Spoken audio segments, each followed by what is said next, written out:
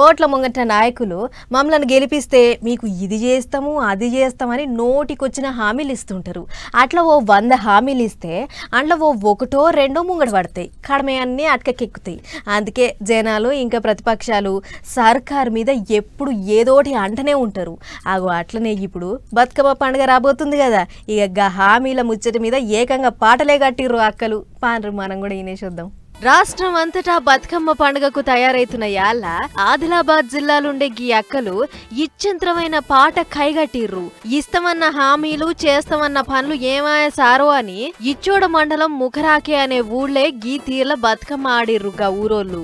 6 గ్యారంటీలు ఉయ్యాలో ఆగమే చేసిండ్రు ఉయ్యాలో, 6 గ్యారంటీలు ఉయ్యాలో ఆగమే చేసిండ్రు ఉయ్యాలో, అభయహస్తము ఉయ్యాలో శూన్యహస్తమాయ ఉయ్యాలో, అభయహస్తము ఉయ్యాలో శూన్యహస్తమాయ ఉయ్యాలో.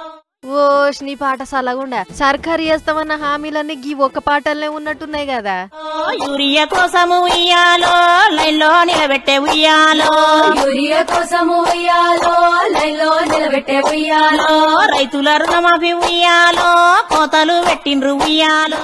హామీల ముచ్చట్లన్నీ గిట్ల కైగట్టి పాడిర్రు అక్కలు. ఇప్పటికన్నా ఇస్తామన్నయి చేస్తామన్నయి చేసి మాట నిలబెట్టుకోర్రి అన్నట్లు మాట్లాడుకొచ్చిర్రు. ఇక ఇదిట్లుంటే ఇటు పట్నంలా అంబర్పేట్ బతుకమ్మ కుంటకు మళ్ళా బతుకమ్మ కళ రాబోతుంది. ఈ నెల 26వ తారీఖు నాడు అంటే వచ్చే శుక్రవారం సీఎం రేవంత్ రెడ్డి సారు చేతుల మీదంగా మళ్ళా చాలుగాబోతుందట.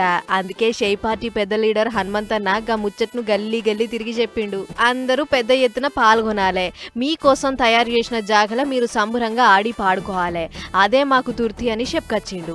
రేపు జరగబోయే ఇదే ఫ్రైడే రోజు సాయంత్రం 5 గంటల వరకు బతుకమ్మ తీసుకొని రావాలి, అందరు ఆడాలి. ఇదొక ట్యాంక్ బౌండ్ లాగా అయింది ఇది. ఇక మీకు ఇక దూరం పోయేది అవసరం లేదు.